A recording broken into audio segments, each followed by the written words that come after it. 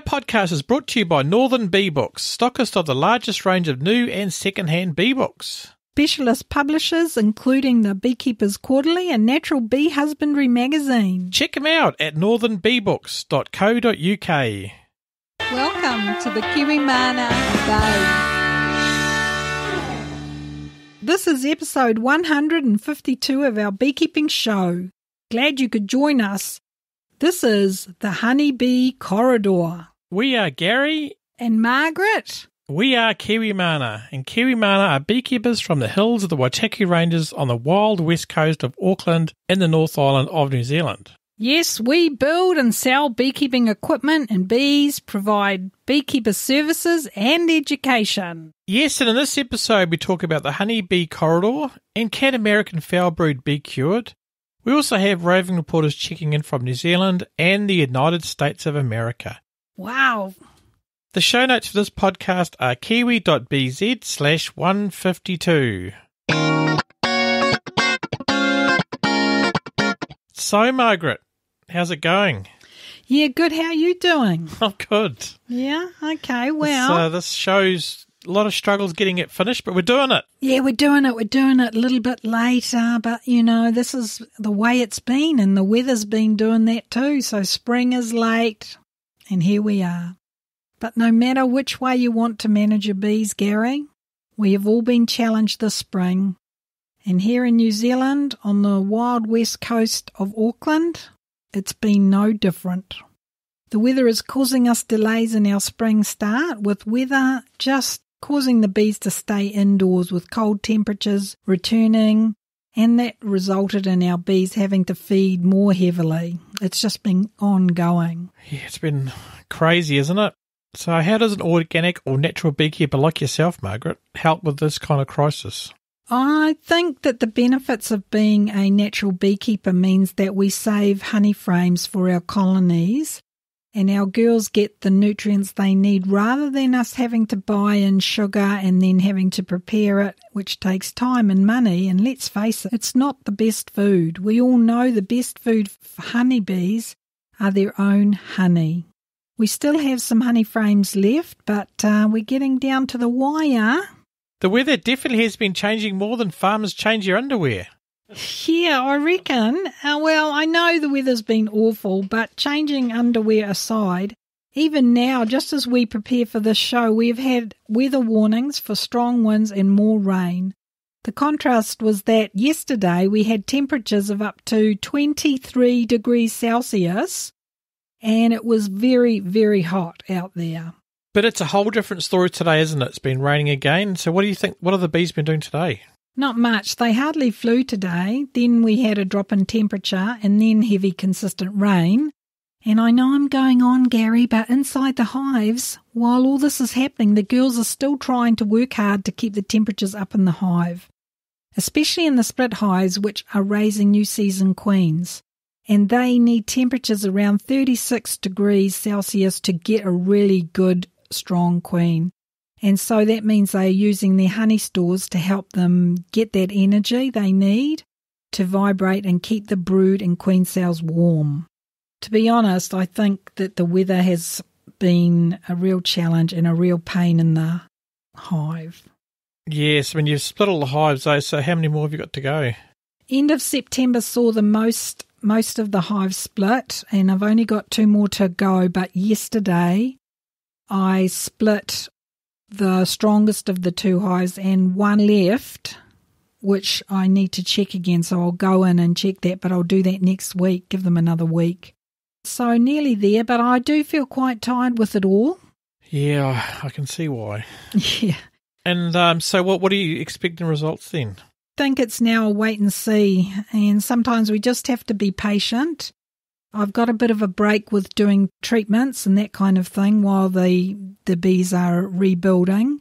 I think my next jobs will be waiting for some sunny weather, longer than a day, and hope to get some real spring weather for, maybe a week or 2 weeks or something. And in the meantime, I'm waiting on the splits raising new season queens.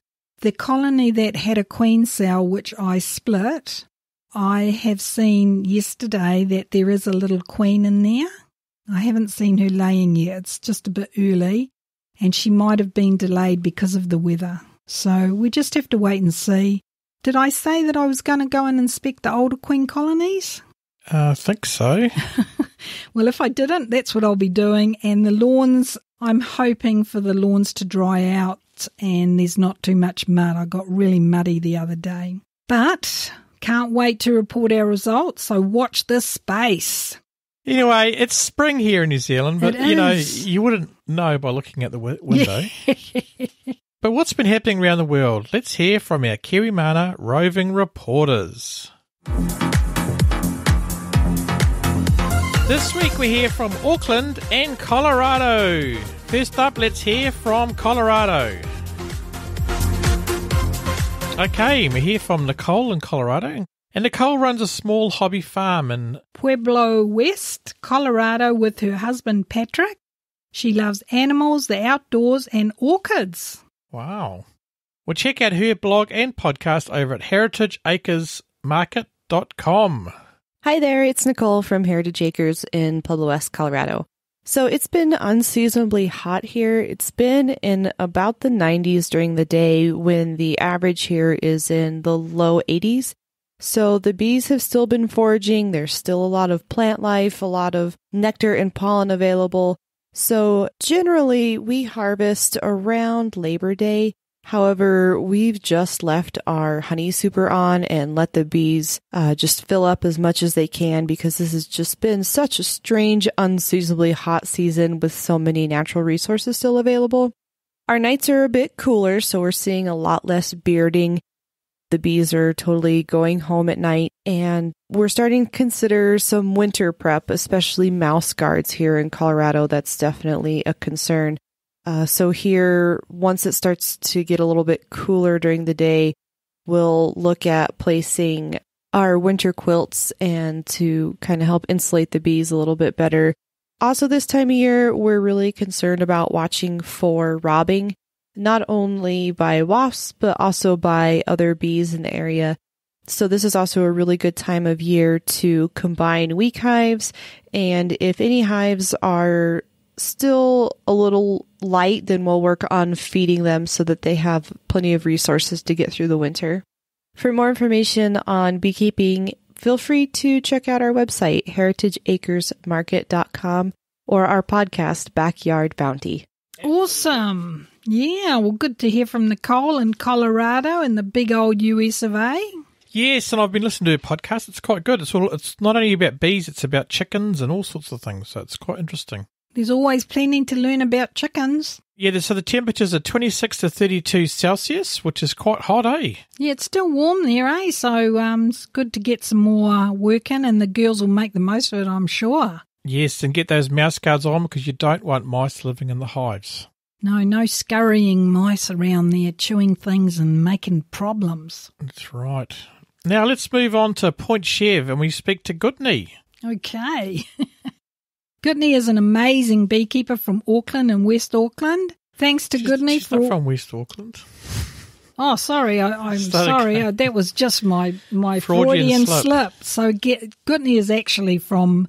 Start again from Goodney is amazing. Why? I think that was awesome. You could have added that to our thing and made it more interesting and fun. Okay.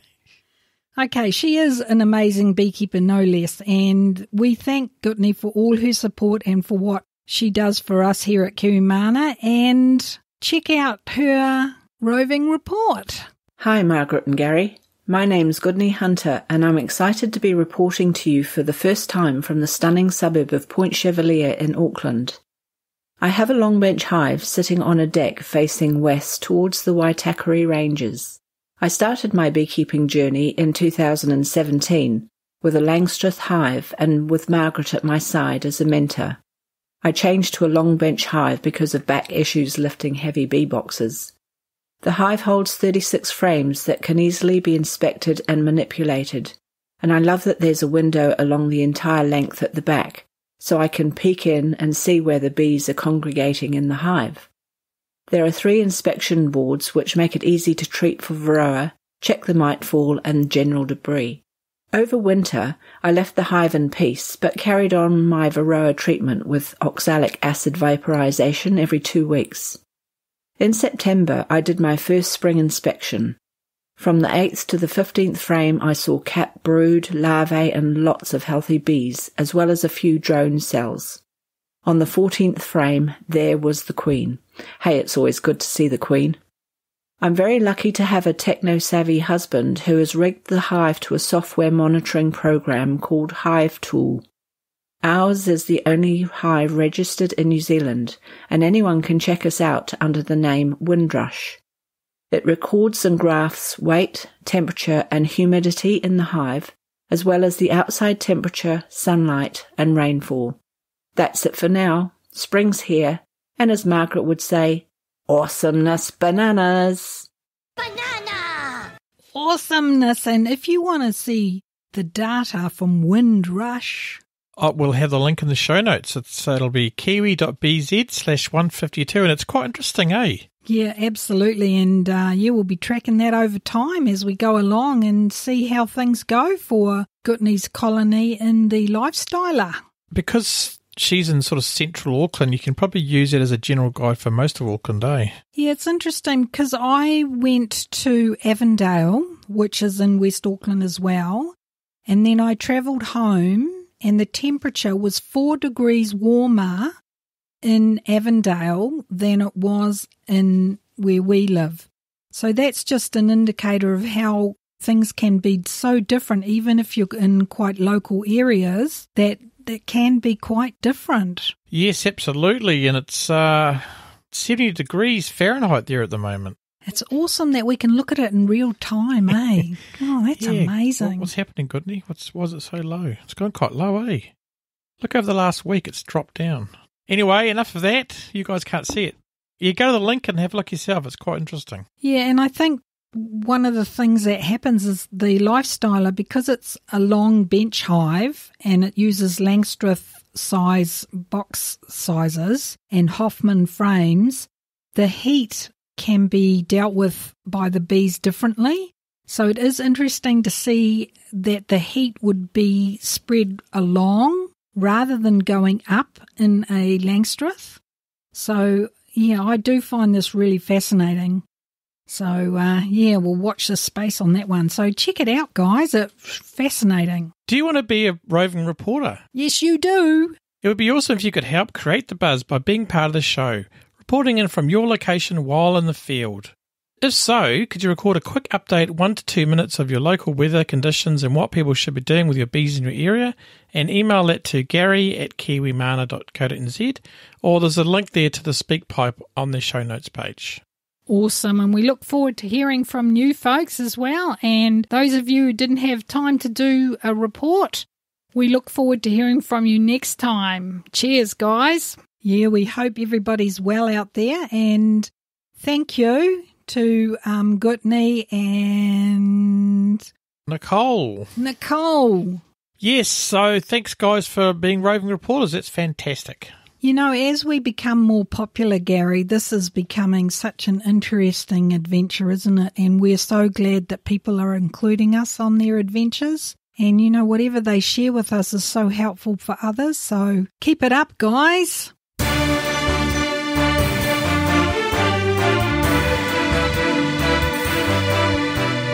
Beekeeping news you can use. That's right, and the first story is America's largest Honeybee Corridor has been unveiled in North Carolina. And this is some great work from Bee Downtown. And a collection of bee yards have been set up to create a bee corridor and help bring awareness of the bees to corporations. It's a great idea, and what does the article say? It says the Bee Corridor, which was created through years of partnerships between Bee Downtown and numerous prominent companies throughout the Triangle area, contains upwards of 150 hives and houses more than 9.5 million honeybees. It's very, very fascinating to see that this has become quite popular. I know, and this is an article from southernliving.com. It's actually providing 60 miles of honeybee pollinating space. That's fantastic. So it's linking colonies to other colonies. Bee Downtown has small numbers of hives strategically placed at corporations throughout the region, so that's where the links come in, eh? Buzzworthy startup Bee Downtown installs and maintains these beehives on corporate campuses across the southeast. Lee Catherine Bonner, founder and CEO of Bee Downtown, is in charge of everything. Is that correct? She's the CEO. CEO. So check them out at bee-downtown.com. And also, Lee's got a new podcast it's called The Beesness. Get it? Beesness. That's one of your puns, Margaret. Business of Leadership podcast. Yes, it's all about startups and leadership, so that's fantastic. That sounds really interesting if you're looking at going into business. Yes, exactly. Or leadership. Oh, yeah, leadership. Good one, Gary. Okay, thanks, guys. And that is an interesting article and, it's something that some of the people around here might be working on too. Indeed. I did contact Lee to have a bit of a chat, but I haven't heard back, so maybe that could be the future thing. Oh, that'd be awesome. Well, we got some feedback from Lee Diggs. She just says smiley face. So that's awesome. Thanks, Lee, for your feedback. Eliminating American Foulbrood using Endolysins. Yes, this was a very complicated article, I must admit. It took me quite a while to get my head around it. And this story is from News Medical. It discusses a new discovery in the scientific world. Could this be the discovery that leads to a real cure for American Foulbrood in our lifetimes? And what's the quote from the article? Okay, the article reads, until recently there was no known cell-binding domain that could bind to Panabacillus larvae, a bacterium known to cause American Foulbrood. In this case study, researchers identified the first endolysin cell-binding domain that targets Panabacillus larvae. That's right. Okay, so this research or this article explains that there's no known cell binding that could bind Panabacillus larva. So what that means is that they couldn't isolate it. No, that's right. These people researchers have identified the first endolysin cell-binding domain that targets the larvae, and these are called phages. And they've been used in countries such as Russia to kill bacteria, but since these are protein-based, some human patients are allergic to them, so that's an issue. You can't use them for all diseases. And these pterophages, or phages for short, can be used to kill superbugs that are resistant to antibiotics. So that's positive for humans too, eh? What they're saying is that the bacteriophages express endolysins toward the end of their replication cycle to degrade the microbial cell wall from within. So this means for beekeepers that hopefully that breaking down that cell wall of these phages means that they will kill or cure the AFB, and maybe it is the end of using antibiotics in beehives. Well, this is the hope, isn't it? Because I know in America they rely on antibiotics quite a lot, but lately they've had to get vet permission to use them. So obviously it's going to be harder to use them in the future. And also, I'm sure the bees are becoming resistant to the antibiotics, aren't they? Or the bugs are. I'd say that their gut and flora in their gut is probably being harmed by all this stuff, this antibiotic. And we all know that if the antibiotic doesn't work, the immune system gets completely broken down. So if this cure works and they start proving the science, then it'll be awesome. Yes, and there's a really good video there from Heather Henriksen from Waikato University explaining what phages are and how amazing they are. And it's an 18-minute thing, but it does explain it really well, doesn't it? I thought so. So just to clear up that the phages... The phages are kind of like spaceships. Are they like the good guys? Are they wearing the white hats? Yes, they are. Ah, fantastic. And AFB is wearing the black hat.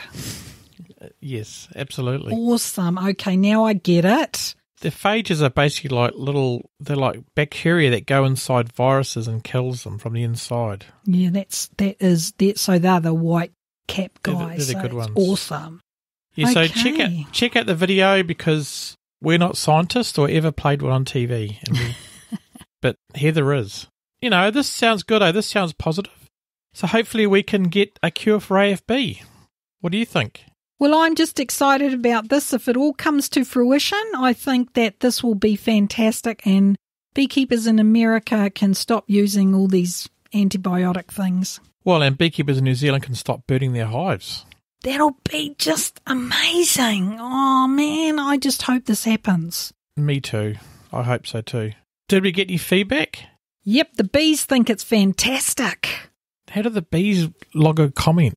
Oh, you know, there's this buzz going on all around our property. Okay, what feedback did we get, Gary? Sorry. We got feedback from Jules Kent, and she simply said, interesting. I agree, Jules, and that's all good. I agree too. I think this is fantastic.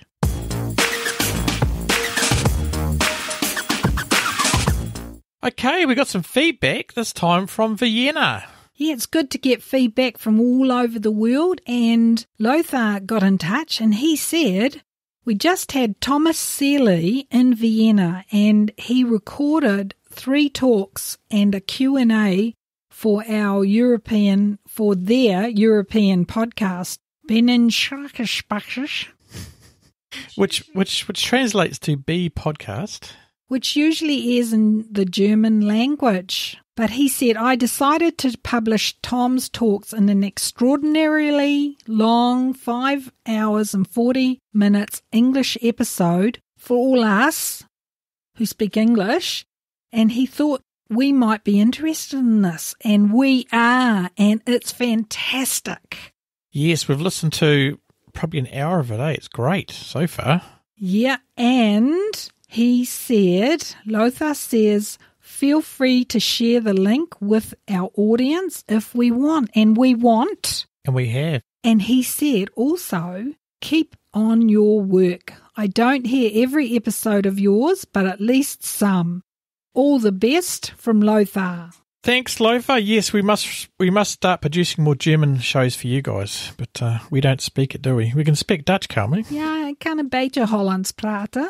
Yeah, but not German, unfortunately. Not German, but I think that's fantastic, and we're very grateful that you shared this, and the information, like a lot of the work that Tom does, is really interesting, and we watched some things that he's done in terms of bee lining. It's very interesting, so I just think that what Tom shares with us is just awesome, invaluable. He's a great speaker, and I love his book, Honeybee Democracy. And the first one we watched was about how they decide where the swarm's going to move to, trying to find the greatest house for them. Yeah, and he sort of connects the dots with a lot of the things that the bees do. And, you know, I've always had this view that scouting bees, when they're doing swarms, are also scouts when they're doing other things.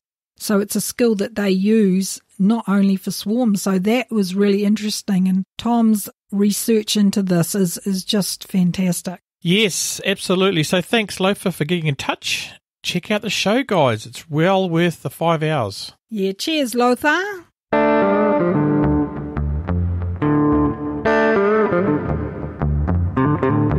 Okay, who helped bring the show to you? Thanks for listening to our show, and thanks to all our supporters who support us through the Patreon service. Okay, guys, now we want to thank our top supporter, and that is you, Daniela Pinata. Thank you so much. For all you do. Thank you, Daniela. And we look forward to our next meeting, which should be soon and the weather settles. Okay, shout out to our new supporters. This week we have a big shout out to Phil Tarjanoi from New South Wales. Thanks, Phil, for becoming a new supporter of what we do. Oh, we really appreciate it. We hope everything's going well in New South Wales, over in Australia, across the ditch. Well, everything's new there, so it's probably going to be pretty good. Oh, and the waters. I can see the waters, and then there's the coastal land of Australia. That's right, absolutely. If you love what we do and find it useful, you can support us too. Visit kiwi.bz/banana Okay, and the show notes for this podcast are kiwi.bz/152. So the show is over. How are you, Margaret? Stressed. Yes, it's been a stressful time lately, I must admit. I have found recent times very stressful. I have tried to move myself out of the emotion of it and try to focus on the key things that I can achieve and work through them. I think that's my approach to, the challenges we're facing. And to be honest, I think that the weather has really been a bit of a downer because there hasn't been a lot of sunshine. It's still really muddy out there. But you know what is amazing about all of this? What's that? The colony that had that single queen cell still managed to get her hatched. We just need to wait for her to mate. So the bees just say, we have to keep going. Yes, as do we, and the struggles we're having. And we are now going to have a nice cuppa. So thanks this week, guys, for joining us, and we will be back in a couple of weeks with another show.